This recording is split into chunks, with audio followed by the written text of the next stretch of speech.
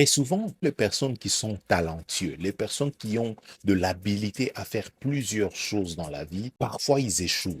Vous savez pourquoi ils échouent?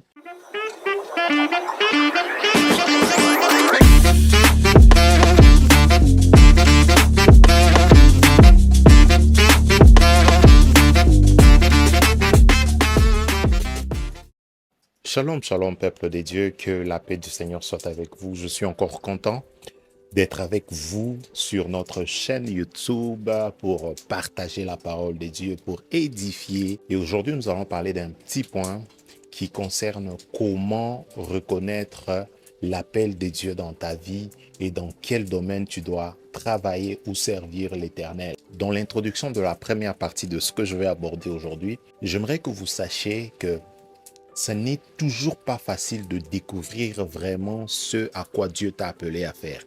D'abord, il va falloir que nous puissions définir c'est quoi l'appel de Dieu.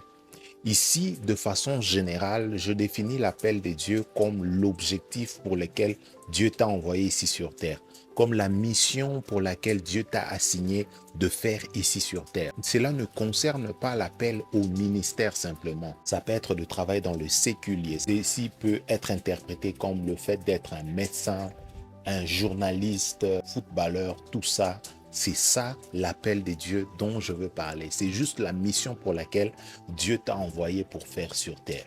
Très souvent, les personnes qui sont talentueux, les personnes qui ont de l'habilité à faire plusieurs choses dans la vie, parfois ils échouent. Vous savez pourquoi ils échouent?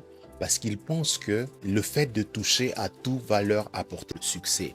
Tu peux avoir beaucoup de talents, mais tu dois arriver à comprendre que tous les talents que tu as, il y a un seul qui est dominant, un seul qui est au-dessus des autres. Ça veut dire les autres talents vont aider à t'accompagner dans ton talent principal que Dieu t'a donné. Et c'est important à savoir. Je me rappelle encore lorsque j'étais très jeune et que j'ai commencé à apprendre les instruments de musique. Je commençais à apprendre la batterie. Puis après, il y a une formation de guitare qui a été lancée à l'église. J'étais intéressé, j'ai commencé à apprendre. À un certain moment, j'ai remarqué que je pouvais jouer à tous les instruments. Je pouvais aller à la batterie, j'ai appris la guitare électrique et puis j'ai appris la basse de moi-même et ça commençait à avancer. Après, je me suis retrouvé en train de jouer le piano. Bref, je touchais à tous les instruments. Et je me rappelle d'un conseil vraiment que l'un des encadreurs m'a donné à l'époque. Il m'a dit, c'est bien, tu joues à tous les instruments, ça prouve que tu es talentueux. Mais il va falloir que tu puisses te focaliser sur un seul instrument, que tu l'apprennes, que tu ailles avec pour devenir professionnel dans cet instrument. J'étais jeune au début, je me disais, peut-être il est juste jaloux du fait que je joue beaucoup d'instruments. Mais avec le temps, j'ai compris que c'est vrai.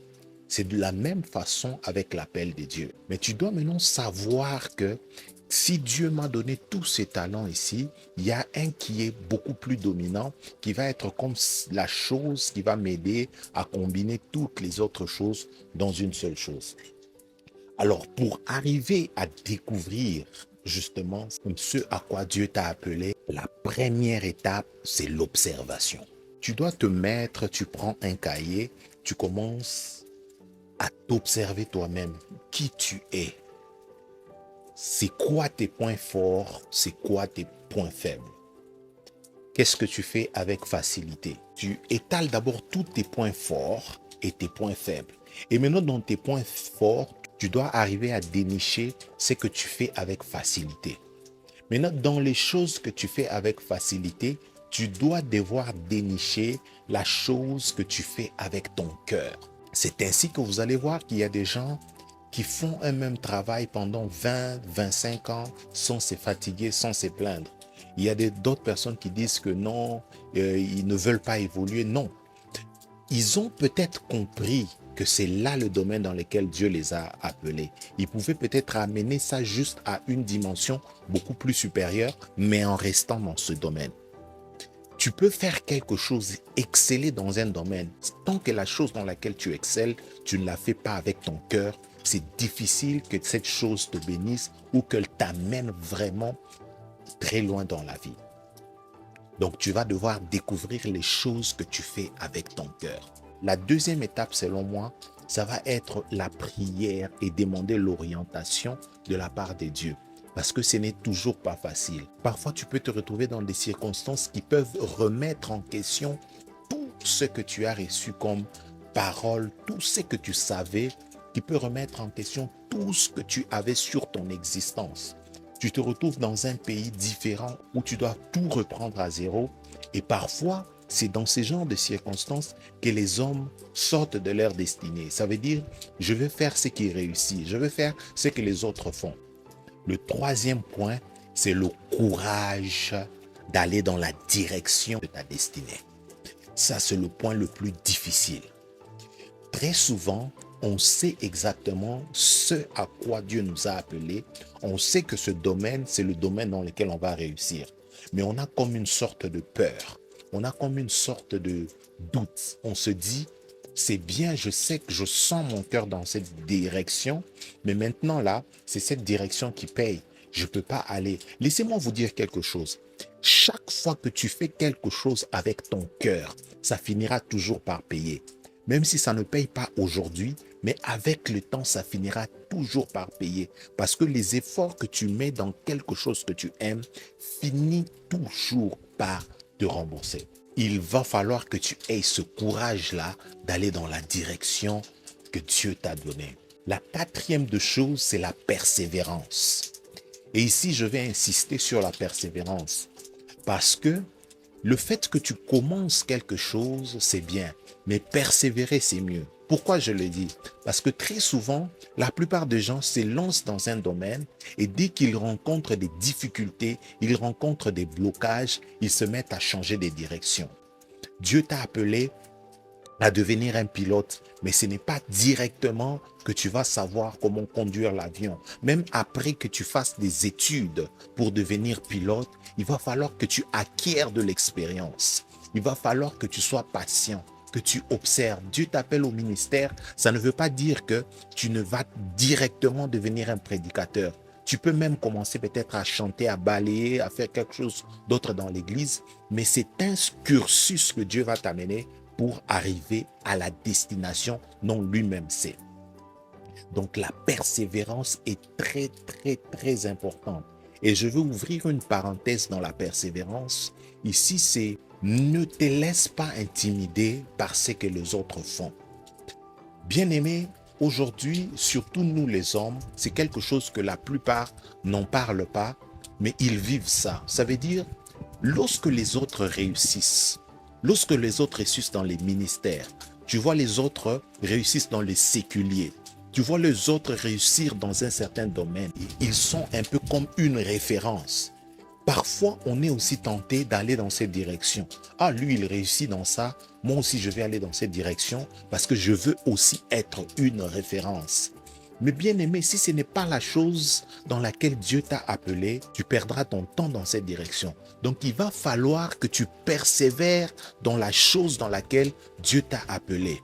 Tu vas devoir fermer tes oreilles, fermer tes yeux, même si les autres excellent dans ce qu'ils font.